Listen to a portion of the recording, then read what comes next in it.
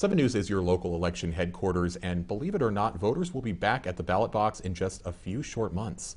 One man running for Rob Portman's vacant Senate seat is best-selling author J.D. Vance. Vance stopped by earlier this week to talk with 7 News anchor Steve Moore.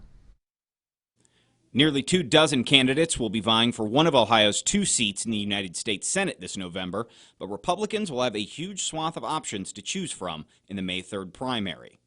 J.D. Vance is one of 14 Republicans on the ballot in May, with the winner going on to face the Democrat and independent challengers. Vance is hoping to come out on top with a message aimed at working-class voters. I was raised by my grandparents because my mom struggled with opioid addiction, so I think I see the problems of the state in a way that's very personal. It's not just I read about them in a book somewhere. I actually lived these things very personally. Vance's early life growing up low income in Middletown, Ohio, was chronicled in his best-selling memoir, Hillbilly Elegy. The book was also adapted into a movie directed by Ron Howard and starring Glenn Close and Amy Adams. But after joining the Marines and serving in the Iraq War, he went on to Ohio State before getting accepted to Yale Law School. Growing up in working-class Ohio and then moving to the most prestigious segments of our society, he says that he's noticed some problems.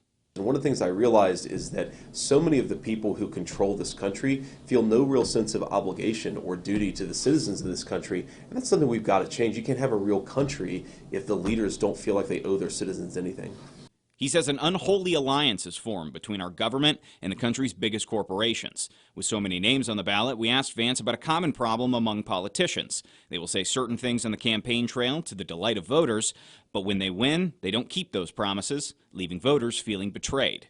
I think so many Republicans who go to Washington, they really crave the affection of the press. And at the end of the day, if the press doesn't care about places like Steubenville or Youngstown, then you're not going to be serving the people of Steubenville and Youngstown. You're going to be serving the masters of the corporate media.